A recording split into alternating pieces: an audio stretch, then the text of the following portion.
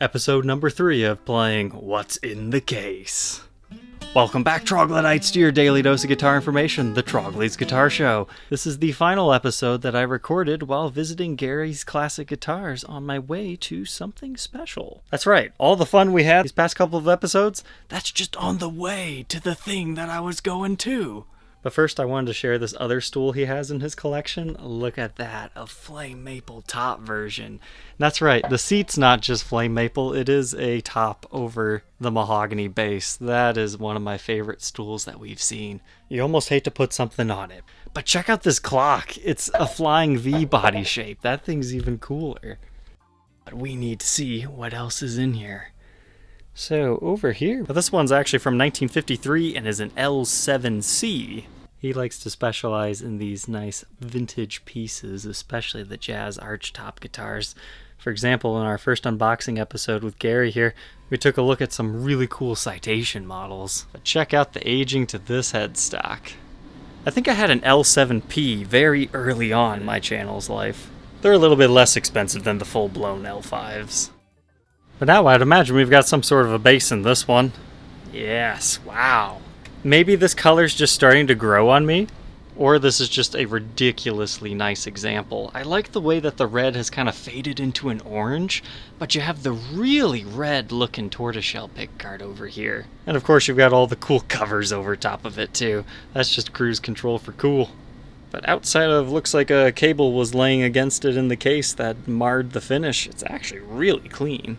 But that is a 65 jazz bass. But next I was excited to see he had some vintage Epiphone solid body guitars. Now back when they were made in USA, still under Gibson ownership.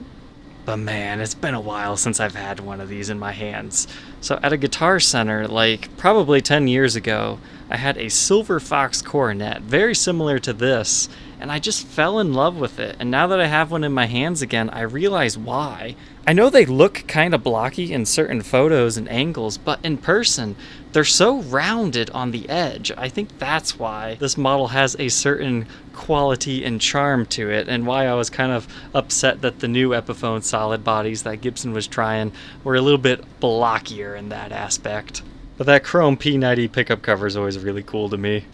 And I love the Batwing headstock. It's just so unique and different. It's got some sculpting to it.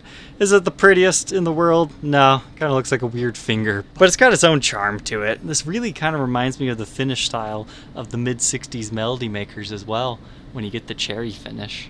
I'm definitely going to have to buy one of these to do a full review and documentation. But our next old vintage Epiphone is actually going to look a little bit familiar. So he was telling me this one's called the Olympic, but you might just say, hey, this kind of looks like a 63, 64 Gibson Melody Maker. Well, that's because it does utilize the same shape. This one actually has a tortoiseshell pickguard to it, though. So it's a little bit different in that aspect. But what does the headstock look like on one of these? Well, brace yourselves. It's a butt. Yeah, it's got the twin mounds up there instead of the open book headstock shape. That's funny. You gotta love how they tried to be unique with the Epiphone branding at this time, before they made them import models of their flagship designs. This one's got some great checking. But this case caught my attention because it's a nice denim blue, but apparently it's a Guild. Oh, okay, that's a lot of fun. A 1965 Guild Thunderbird. Oh man, yeah, I like that. I love animal influenced guitars, and to see that as an inlay on the face of the headstock is really cool. That's a good piece of pearl too, it just looks like it's jumping out at you. We've documented a few of the modern day Guilds on the show, but to see one of these older ones in the flesh is a nice treat. I can't say the body style is my favorite, or our pickup layout, but it does look fun. You've got some switches a la Fender over there with like your Jazz Master and a similar kind of tremolo system. But check out what we've got going on back here. Oh my goodness, that is hilarious. It's a built-in kickstand. I have never seen that on a guitar before. That makes me like this thing. What a dumb idea. And I say dumb in the most endearing way possible. Because it already kind of leans up against itself with its body style. It's a lot of fun just to push in here to get your kickstand to come out. I wonder how many of these got broken from somebody not properly putting the kickstand in place. I wonder, was that for like store display use? To help sell them, get people to look at them? Because it definitely caught my attention. I need to check these out. This next case seems a little bit wider than usual. I'm wondering if we've got a double neck in here. Nah, it's just some sort of a Rickenbacker. Tag calls it a 345 from 1966 in fire glow finish. It's been a while since we've had a backer on the show. I think I've done a modern day reissue of this. But check this out. Somebody actually wore through the lacquered rosewood fretboard on this one. I thought for sure that was going to be a double neck. That's a ridiculously wide case. A 3-piece neck and everything. The last case was wide. Now this one seems extra thick. What have we got? One of these Mosrite things. Wow, that is strange looking. That is incredibly light. It feels like it's going to be hollowed out. And it's just like the reverse style of like a Fender guitar. I didn't realize those would be hollow. Okay, yeah, that is actually kind of cool. The neck and truss rod design's kind of ugly, but you know, beggars can't be choosers when it comes to vintage models. And you got your big cowboy hat up here with the M for Mosrite.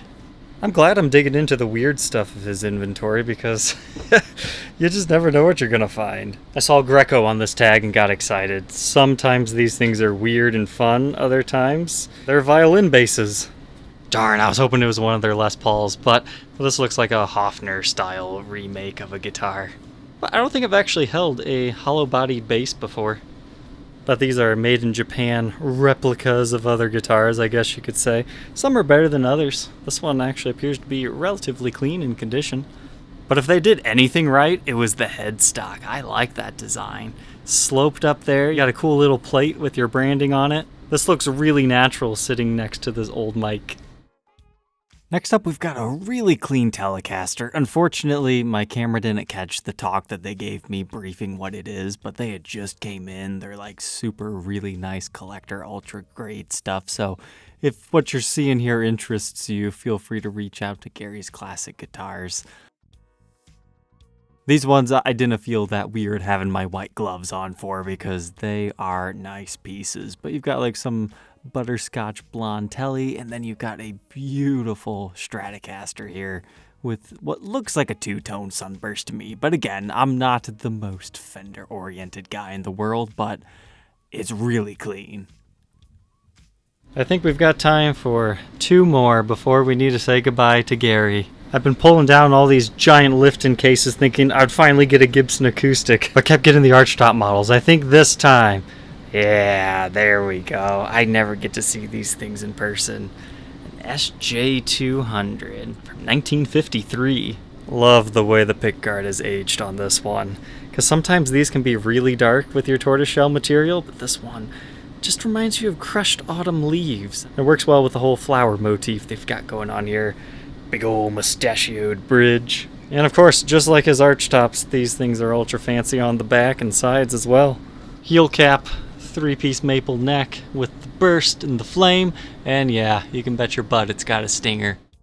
Okay, I lied, I'll do 3 more. I had to pick this up because at first I thought it was a banjo, but then it turned into a mandolin. And Gibson mandolins can get very fancy. But wow, this is tagged as a 1922. It doesn't have the typical headstock that I'm used to seeing on things, and unfortunately no crazy ornamentation, but I love the coloring. It reminds me of 70s boring brown.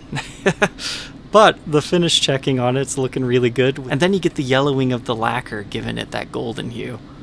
I'm glad I took a second to appreciate this. But for our final one, this one's labeled X bass, so I'm curious. Is it gonna be in the shape of an X or something crazy? No, it's just an empty case. We always get it. X must stand for empty case, nothing in it. So our true last one.